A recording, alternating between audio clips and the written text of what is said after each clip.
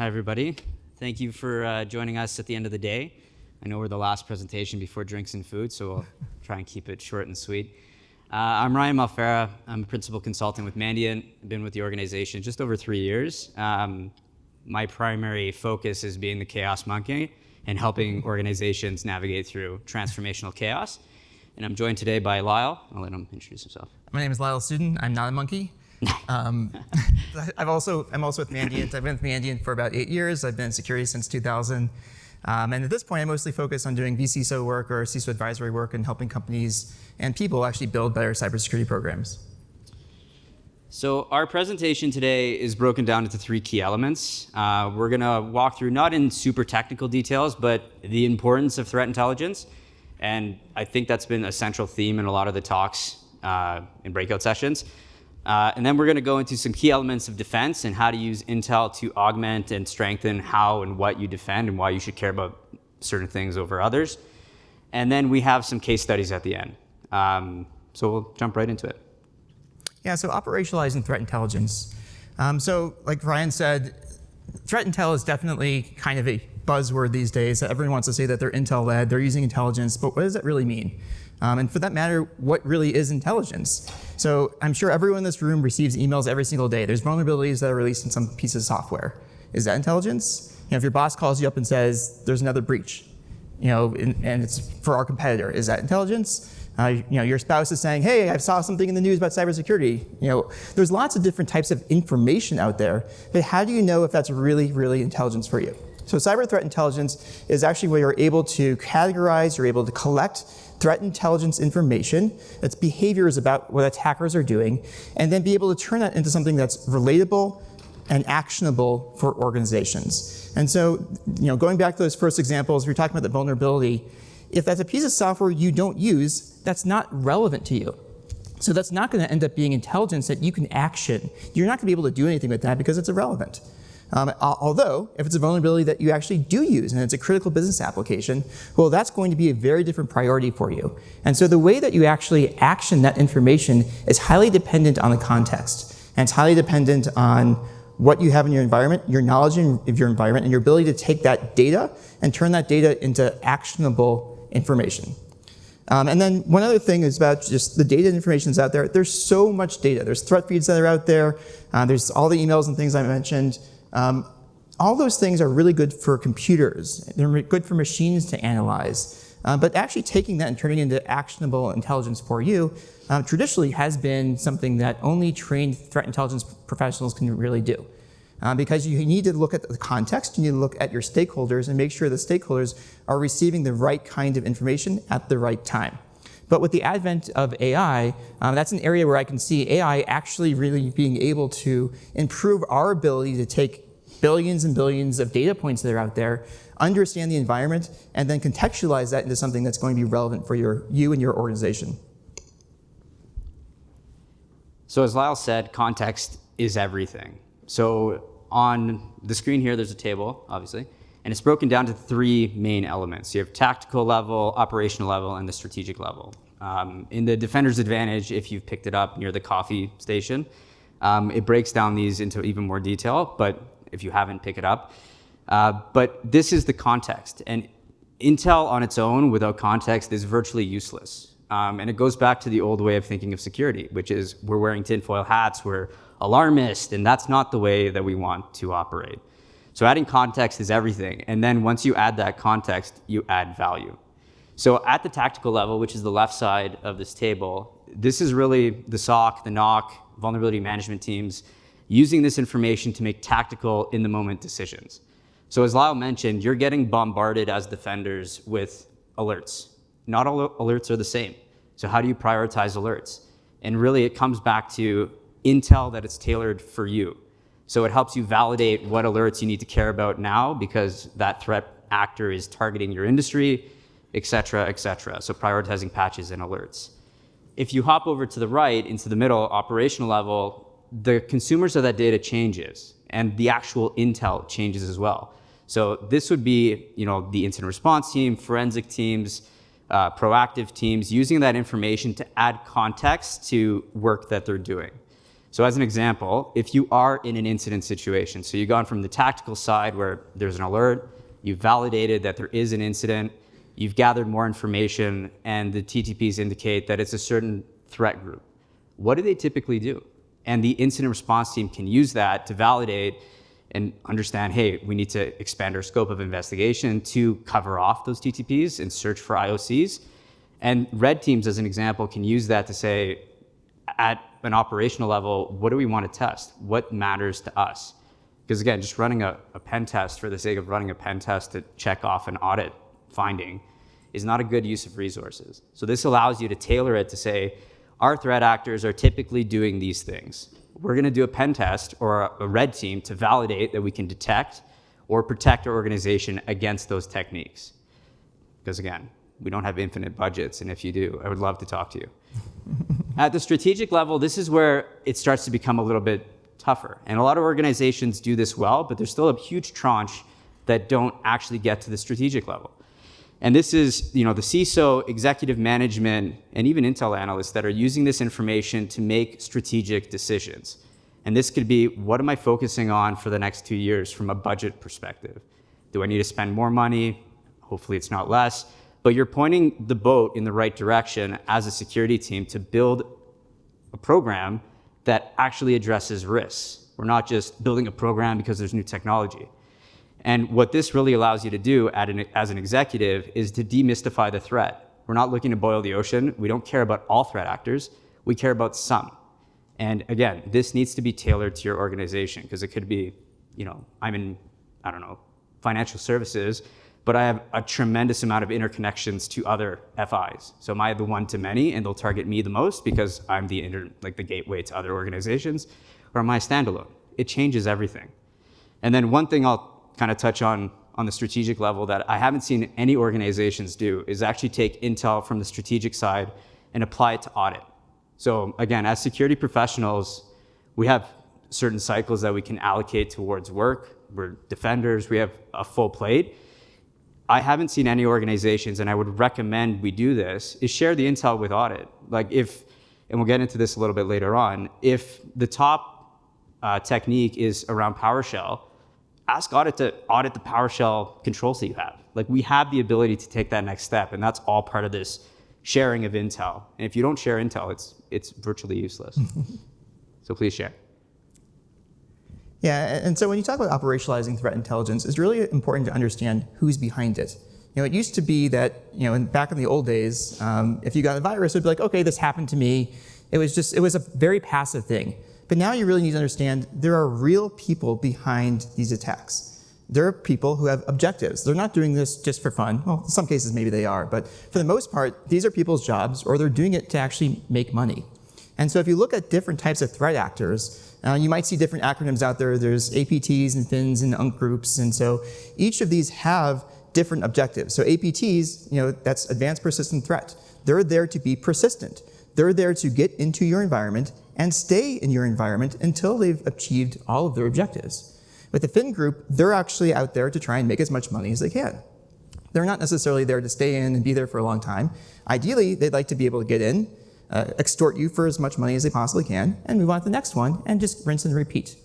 And then the other acronym that you've probably seen are UNC groups. So in this case, these are groups where you have different types of attacker behavior that you can really correlate together. Let's say you're looking at the malware that the attackers are using, they're looking at potential objectives, and you're correlating those together into a group that maybe eventually will graduate to being a FIN group or an APT group.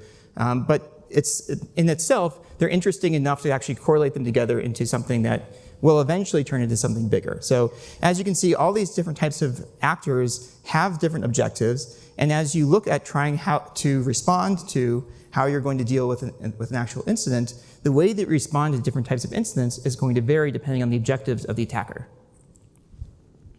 And so Mandiant actually has something that we call the strike zone. So traditionally, when Mandiant would get called in to do an incident response engagement, we would start by trying to determine what presence do the attackers have, what are their objectives, do they have backdoors that are installed through the environment, what malware are they using, how do we really understand what they're doing?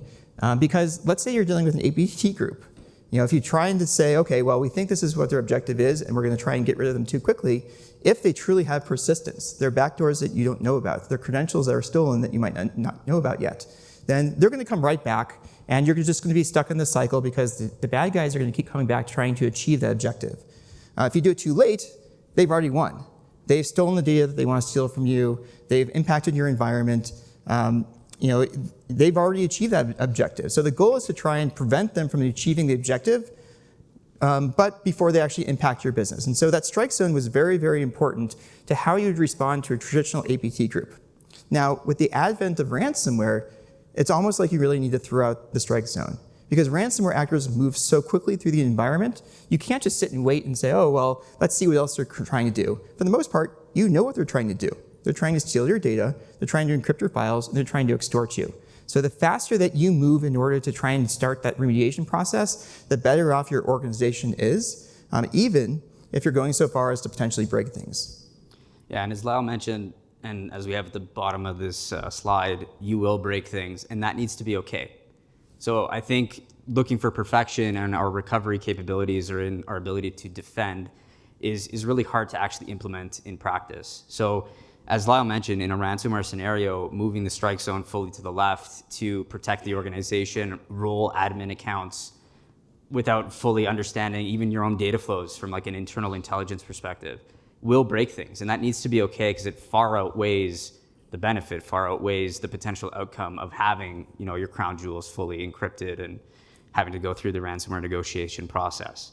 So at this point, preparation is key. And even within the keynote at kickoff, they talked about TTXs, right? These are great things to just ingrain that culture, build security awareness, because learning in an incident, though, is great to learn by fire, it's an extremely stressful situation. And you shouldn't rely on that to be like, oh, that was a great way to learn. Like it should be practiced and rehearsed where you can.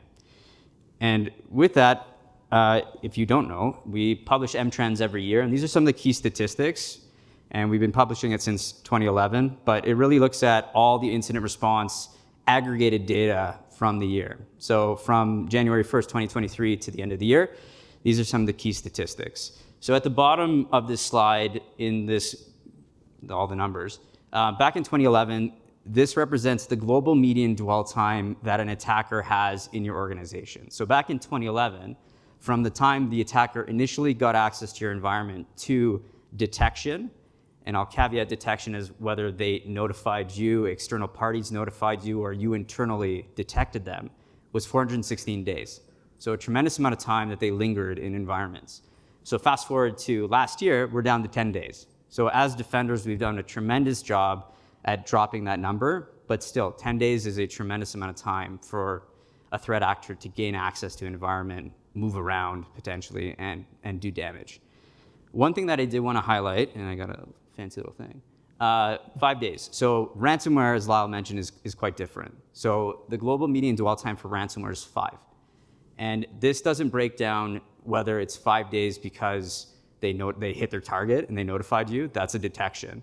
But ransomware actors are fast because they're not looking to, as Lyle mentioned, maintain persistence in your environment. They want to hit the target, extort you, make money, rinse and repeat.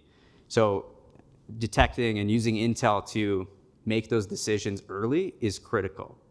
And the other one that I wanted to highlight on this page is this number here. So 74% of the MITRE ATT&CK framework was used, or the techniques were used in the incident response investigations that we responded to. So as a defender, we have 74% of all the techniques that we can kind of test against. And again, not all of these are going to be relevant to you, but it's a great framework to start to use to actually build out your defense capabilities. So how to defend, and everybody was kung fu fighting, and I wanted to put music in, but it was a little too hard. And if you haven't got this from the initial part, start with intel, right? A lot of vendors out there that are talking about using the shiny tool, it does everything. You need to start with intelligence. Because again, when you look at even some of the dashboards within the security tooling telling you have 100% coverage of MITRE, like that's false sense of comfort. So starting with intel to actually build out your threat profile, to define what techniques you care about is absolutely critical. And if you look at some of the trends within M-Trends, these are the initial vectors from all of our incident response investigations from last year. So at the top is exploits, and this is misconfigured systems, missing patches, 0 days, representing 38% of all the investigations as the initial vector into an organization. Then we go to phishing, prior compromise, stolen credentials, and et cetera. And the prior compromise number goes back to the strike zone, which is you need to make sure in your investigation that you are validating that we haven't missed something. I understand what attackers are trying to get to. I validated that there's no backdoor, because the worst thing that can happen is you've signed off that everything is green, and then a month later, we're right back in an incident. It's not a good situation to be in. So using this information to drill down one more level, taking this information to say, what are the techniques I care about, right? So 74%, not all of them are relevant, right? We don't all have infinite amounts of resources. Which ones do I care about? And you define that list into what CVEs I care about, what techniques I care about, what threat actors I care about, what are they doing in the industry, and you can use that to map it across MITRE and actually build out your detections. Yeah, so this is actually a really cool technique, and this is something that we actually have someone in the room who is one of the innovators creating this technique. And so when you take a look at your operational threat profile, you're looking at where are the threat actors who are probably going to target you. So based off of your industry, based off of your geography, based off of the business that you have, what are threat actors likely to do? And let's take those techniques, let's map them to the MITRE ATT&CK framework. So hopefully most of you are familiar with the MITRE ATT&CK framework, but it's a great framework for understanding what attackers are likely to do. At this point, there's over 200 different techniques, there's over 400 different sub-techniques, and anytime people see attackers actually do something in the wild, they can actually apply to actually have that added to the MITRE ATT&CK framework. And so when you take a look at what our threat actors are likely to do, that allows you to understand, okay, these are the techniques that are going to be important for our organization. This is what's going to be most relevant. Now, we take that information and we take a look at where do we have prevention detection controls? Where are we able to prevent that technique from firing an attacker using it? Where do we actually have detections so that we understand, okay, when an attacker is going to try and use this technique, let's say we're talking about obfuscating PowerShell or something like that, well, we have detections built out for that, so great, we know that that's going to be important. But when you put the two of those together, that's where you really understand where are the relevant threats, where do we have defenses, and where are the gaps. You know, if there's something where an attacker is likely to use relevant techniques and you don't have detections built out for it, well, that's where you need to put your resources. Or if you're putting tons of resources into certain types of techniques and that's not a technique that attackers are using anymore, it's not a technique that's relevant for your organization right now, well, you're wasting your resources. And so when you talk about how you're going to optimize cyber threat intelligence and use that for your cyber defense program, this is a great way to really visualize it and understand what those gaps are. And then the next step is really going to be the validation. It's performing the act of testing. So it's great to say, hey, we have prevention controls and we think our EDR solution is going to prevent this, but test it. Make sure you really understand where you have those detections built out, where you have prevention controls that are out there. And that's going to ensure that this holistic vision of identifying the threats, making sure you have the right controls, testing them, it's this cycle that never ends, but really allows you to continually optimize how you're going to do cyber defense. And as Lyle mentioned, this is great from a tooling perspective, you validate, but one thing we haven't touched on yet are people. So you can have shiny tools that are built up, they're operating at a point in time, but if you don't provide the TLC, you don't train your people, you can have alerts fire all day long. But if we don't have processes to actually action those alerts, know what we're gonna do, know how to recover things or take things offline, even decision making, who has the authority to take things offline? Those are all things that need to be understood and planned in advance, built into the culture that needs to get overlaid on top of this. So with that said, we'll jump into some case studies.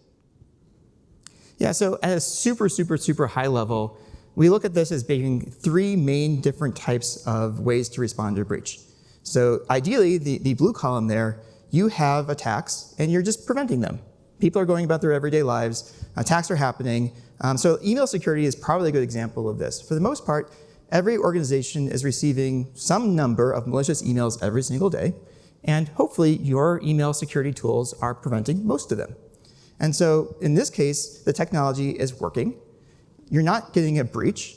And it's not something that's impacting the business whatsoever. People don't really even know about it. It's just working behind the scenes.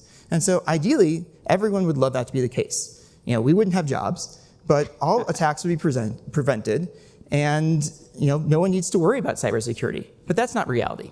So in reality, what you really need to do is actually focus on where you build those detections. You need to understand that there is going to be some kind of intrusion, but how do you keep that intrusion from turning into a material breach? How do you turn that intrusion from actually impacting your business? And the goal there is to actually develop the detections and the response processes so that you can effectively detect and respond to those attacks as quickly as possible. And that's going to be the difference between that incident turning into a breach compared to just being an everyday incident your CSIRT's handling, and it's not going to be a problem. Because if you don't, that's where you run into that red situation, where you have that breach and you're responding to it.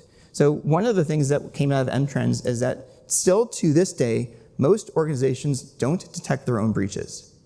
They're notified externally. 54% last year from the breaches that we saw were external notifications. That means law enforcement is calling you up saying, hey, we're seeing malicious traffic from your environment. You probably had a breach. Or vendors you work with are saying, hey, we're seeing emails from you. We think you have a compromise. That's not the situation you want to be in. And then even worse than that are threat actors. They're posting information online saying that they've stolen your information. They've had a breach, or like Ryan said, ransomware is being deployed through your environment. Systems are going down.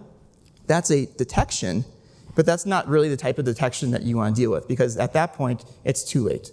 So the goal is to keep yourself out of that breach scenario, to focus on detections and responding as efficiently as possible. So just before we jump into some of these case studies, these are real-world situations that have been aggregated together. Obviously, a lot of information has been redacted, but at the core, the information here summarizes the scenario and some of the key findings and key outcomes as well. So here we have XYZ Corp. They're a transportation organization globally. They are a leading player in logistics. They have a somewhat complex IT environment with a lot of interconnections with other third parties for information sharing. And they were compromised or targeted by an UNC group. So from a timeline perspective, similar to my morning this morning, you wake up in the morning, you log into your computer, you type in your password, and it's wrong. And you're like, okay, my fingers are a lot faster than my brain. Let me type that again, and it's wrong. So you type it again, but this time one finger at a time, and it's still wrong. So you just get frustrated, and you kind of move on. And then you come back, and you call service desk. And when you call service desk, they kind of scratch their head and say, you reset your password 6 hours ago. Having that sinking feeling in your stomach to be like, that wasn't me, and it's an admin account, you immediately call security. So in this case, what we had was the successful social engineering of the service desk. And a lot of this happens. So the service desk reset the password, and the new administrator enrolled MFA, so a new device through MFA. Horrible situation to be in. They also noted that there was an uptick in some calls to the service desk, but nothing of note. But again, indicating some social engineering attempts on the service desk for similar roles.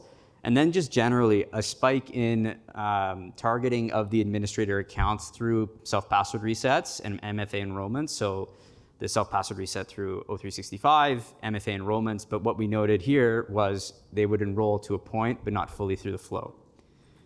So the response, as I mentioned, security got involved kind of 8 hours into from when password reset to security getting notified. So pretty quick. But again, we're dealing with valid creds in an environment, so even harder to detect. The security team spun up a war room, declared the P1, knowing that it's an admin account, and everybody from legal, CIO, was involved in that war room.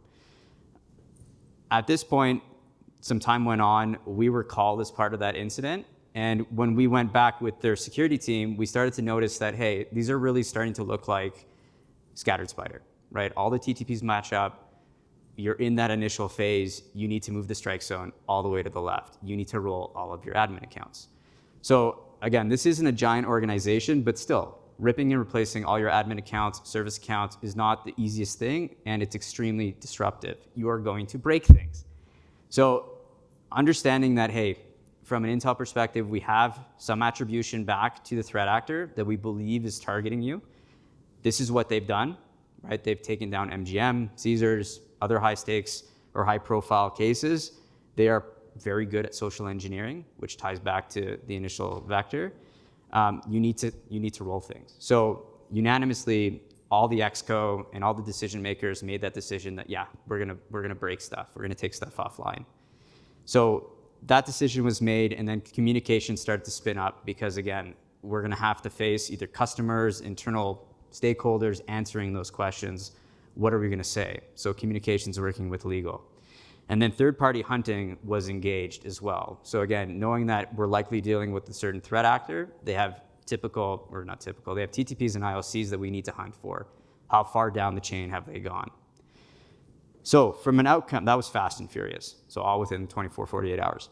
So from an outcome perspective, the security team moving so fast really did save them, right? And having the IT team, the business all in the same room. They were able to deploy new admin accounts, so they ripped and replaced everything. Again, impacting certain aspects of the business, but not as big as I think they initially thought. So intel from the business application side was extremely high. So another risk that some organizations face is when we're saying we need to take down an application and you go reach out to the application owner, or you go in Confluence and you're like, oh, I got a name. You reach out to them, no longer with the organization.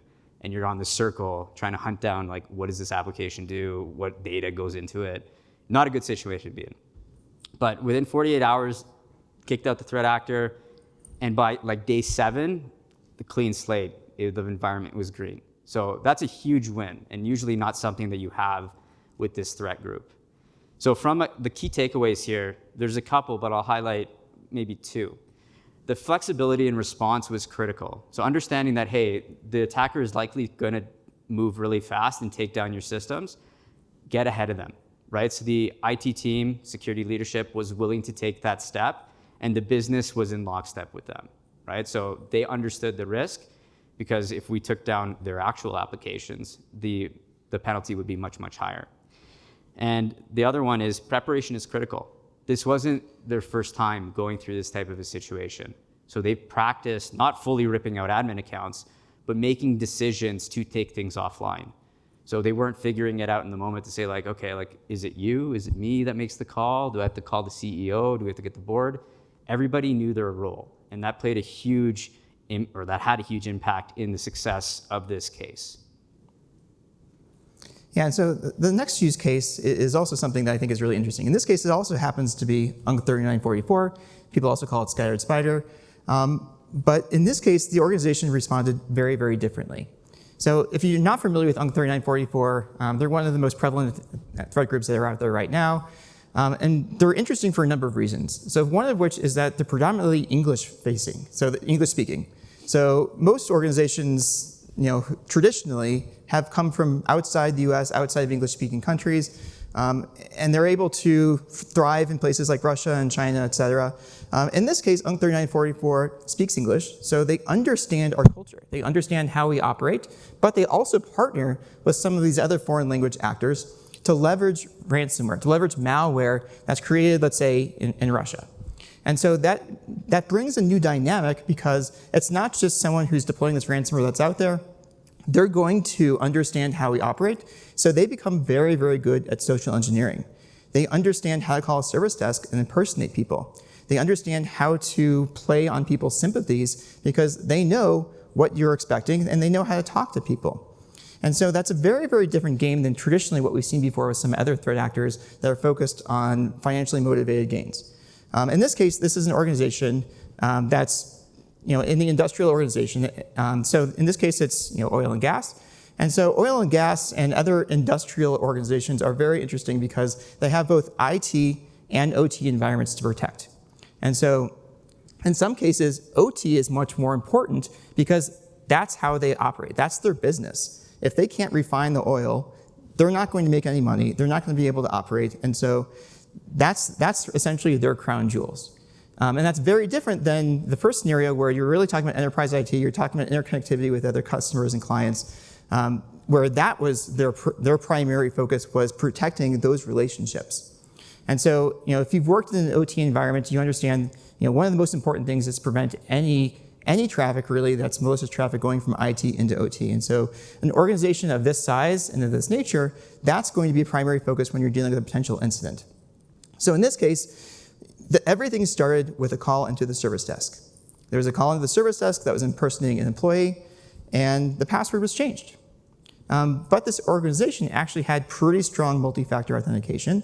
And so even though the threat actor had a legitimate password, they were not able to get past multi-factor authentication. Now, what they tried to do is they tried to then register their own devices. But that actually led to some red flags coming up because the organization had detections that were built out around registering different devices. And so in this case, the protections that they received from MFA were really what saved them very early in this stage, because this wasn't a security incident yet. It was just a call. No one really knew about it. This was just run-of-the-mill everyday activities. And so, just to be on my soapbox right here, multi-factor authentication, everyone probably knows, is very important. But what most people don't necessarily talk about is the strength of your second factor is even more important.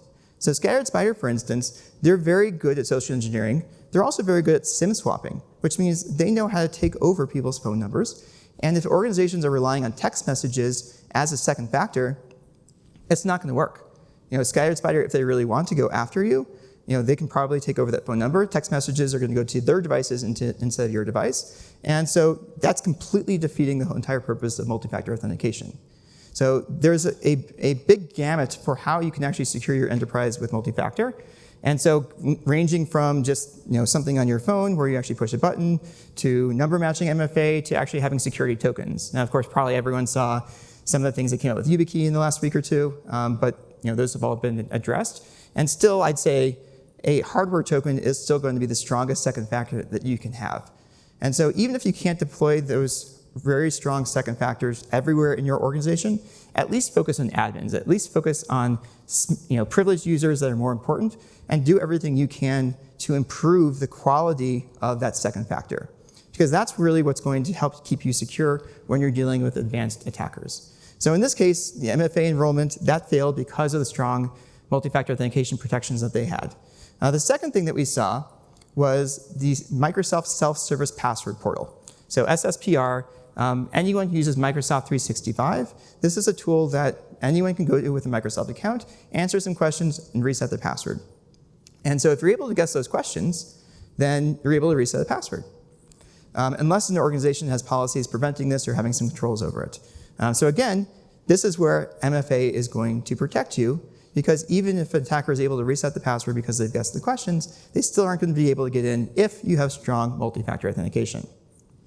The next thing is MFA push notifications. And so, again, talking about MFA, many organizations still use something where if you log in with your legitimate credentials, it sends a message to your device, and you just push OK, I approve, and you approve. That's a second factor. So it is a second factor, but it's not a very strong one these days. And so what attackers have realized is that if they keep logging in with legitimate credentials and trying to generate that MFA push, it's going to keep going to people's devices. They're going to keep getting, do you approve? Do you approve? Do you approve? Some people will look at that and say, hey, I'm not trying to log in. I'm going to call a service desk. I'm going to report this as a security incident. Most people probably aren't going to do that.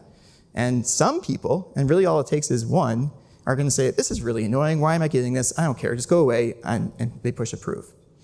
So it happens all the time.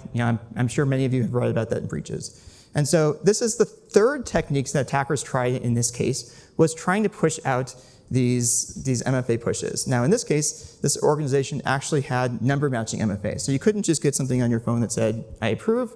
A number comes up on the phone. You have to enter that into the actual login window. It's a much stronger second factor. And again, that was another reason why this organization was saved. Now, the number 4 thing here, I think, is also very interesting.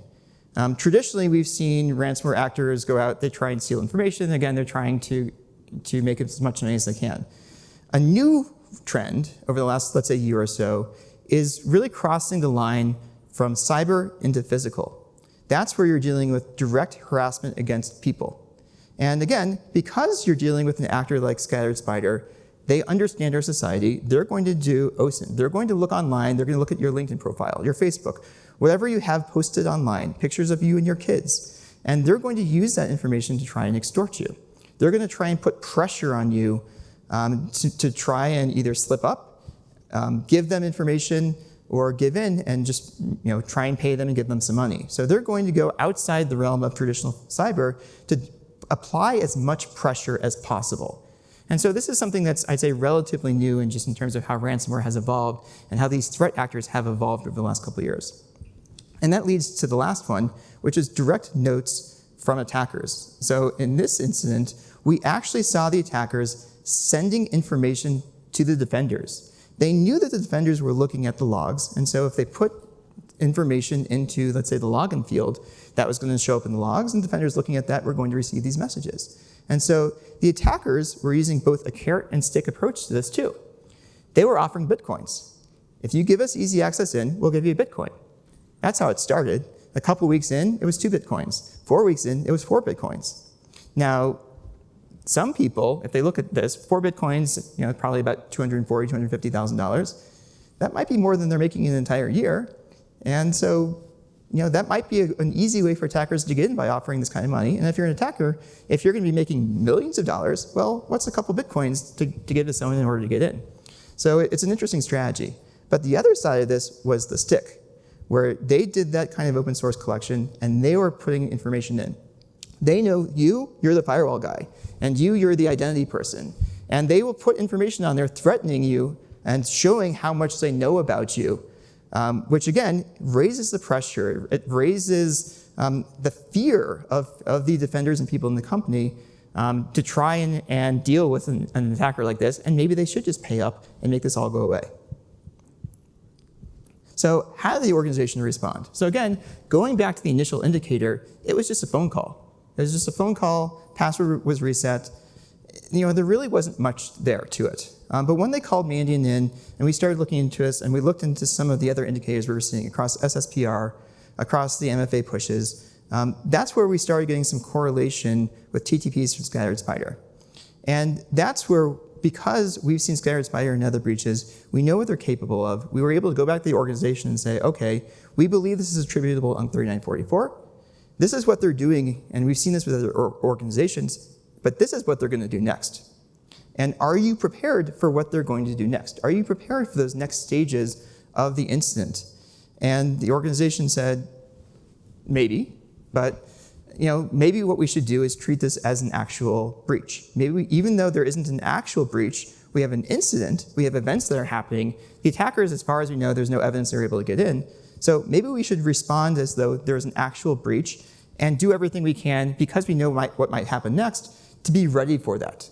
And so the organization actually put a lot of resources into improving their security posture, taking systems offline that didn't meet a security baseline, and doing everything they could to try and make this as difficult as possible for the attackers. And again, if they're financially motivated, their goal is to try and make money as quickly as they can. And if they're dealing with an environment that's maybe more difficult, well, maybe they'll move on to that next target pretty quickly. And then you're, as an organization, you're going to be okay. So in this case, the organization put a lot of time and effort into trying to do this remediation proactively, mind you. And so they assumed we've been breached, we're going to treat it as such. And so they did all those steps towards remediation prior to it actually turning into a real breach. And so it was really, really effective in terms of how they could protect the organization and prevent that incident from turning into a material impact to the business. And so, a couple key takeaways here. The first is making sure that you're able to truly show the risk to leadership in a way that they can understand. When this first started, it was just your everyday security breach or security incident. There's nothing really special that was going on. But once you actually bring them the information so they can make a calculated risk decision about what they should do next, that's where leadership got the buy-in, and that's where this organization was very successful in how they responded in a way that was very, very different from that first case study. There we go. We're getting close on time, but I'll kind of fly through this one, but it's really important. So as Lyle mentioned, in the evolution from the extortion tactics with many organizations, they are moving more to targeting humans. We're spending a tremendous amount of time and money and effort in hardening our technical controls. So what threat actors are doing is targeting us. So we have inherent weaknesses. We can be, influenced in our decision making. We can be befriended. There's a lot of ways that you can alter a human's decision making capabilities. So they're targeting on that. We have emotions, things like that. So, such things as leaving threatening notes and text files, as Lyle mentioned, all the way up to understanding where you live and sending you direct mail to your house, sending people to your house. Like there's fun ways that they're going from, dealing in the cyber realm to almost full-on mafia-style tactics in targeting humans. So when I see people posting online that, hey, I just had my daughter, it's so beautiful, you need to understand that all that information is available to anybody to consume. You're putting your public life on display. You're putting your most sensitive aspects of your life out there. And they're gonna use that, especially if you're an executive, member of the IT organization, security, you have any power, even just general workers in the business. They need a foothold, and they're gonna find that weakest point to attack. And usually it's the human element that gets targeted most. So some security do's and don'ts. So I'm gonna pick one on the do, and I talked about this initially, but really investing in the human element. So we talk a lot about, buying technology, but if you don't invest in the human element, that technology will fail, guaranteed. There's a lot of vendors out there that talk about these magic products, silver bullets. There are none. You still need humans to implement them. You need humans to tune them. Without that, you are gonna go nowhere. So focusing on investing in the human element, training, security culture, and awareness is gonna go a long way in successfully, not just a flash in the pan, sudden spike in security maturity, but actually having maturity grow over time and sustaining that level of maturity to withstand something like these targeted attacks. Yeah, and again, you don't just take someone, draft them into an army, and give them a gun and say, okay, go fight. That's not going to be effective. So same thing is true in cybersecurity. When you're dealing with how you're going to defend, you need to make sure you have the right processes in place. You're building out your playbooks. You're building out your incident response plan. But almost more importantly is you're exercising them. And so that allows you to have that muscle memory for when the incident actually happens. The entire organization, it doesn't matter if we're just talking about your security team, your executives, everyone has a role to play these days in terms of security. So going back to that first use case, they had the trust between security and the rest of the organization, all the way up to leadership. If they didn't have that, and they didn't have the right processes that were executed, they would not have been able to move so fast and really kick out the attacker within those first 48 hours. So in summary, really, you need to lead with intel. It needs to be your guiding light on what you care about most, and then you focus in on addressing those risks. IANS has a study that they publish every year on the amount of security spend, and 40% of your entire security spend is on compensation. So that's a lot, and making sure that those people are focused on the right things is absolutely critical for that return on the investment. So I'm not just going to read this, but really operationalizing threat intel goes without saying. It is the bedrock of everything above it, because then it allows you to actually prevent and detect attacks that matter. Focusing on building that cyber culture, again, risk-based decision-making, and having everybody understand what their role is. We're all playing different roles, but we all mesh together. And then lastly, practice. Practice, practice, practice, and then practice some more. So whether you start with the tabletop that's done internally because resources are tight, to having full-blown simulations and red teams and validation, you don't have to go with the full bang approach. Start with something and then practice, practice, practice, because it will go a long way in protecting your organization. And honestly, showing that you can protect, doing the basics in protecting the organization can go a long way, even against the most sophisticated threat actors. And I know we're at time, but in one of the other crypto conversations, they talked about how the lack of an EDR, something so basic in most organizations, allowed a threat actor to maintain persistence on an endpoint, leading to the hack of an entire crypto wallet in organization. So basics go a long way, even with the most advanced threat groups. Yeah, I mean, even just basic IT hygiene. Just simply making sure you have the right security controls, you have a security baseline, people are following it, you know what your assets are, you know who owns them, you know what they are, you know where your crown jewels are. All those basic IT things, every organization to some degree struggles with it, but that's the baseline. And so you need to focus on those basic hygienes, focus on that baseline, while at the same time you're still building up your more advanced cyber defense program, and the two of them together will allow you to truly be effective. So as we took up almost exactly 45 of your minutes, any questions? The one in the front. Hi, so this Wait, you got a mic coming. Thank you. Hi. So in the statistics, it said 15% prior compromise. So going back onto putting the early strike zone or initiating recovery in the early stages and not meeting the strike zone. So if Scatter Spider hit you 5 years ago and then hit you again in 2024, does that count as a prior compromise or only strictly if they establish persistence? Yeah, so prior compromise means that you've had a compromise before. It doesn't have to be the same exact actor.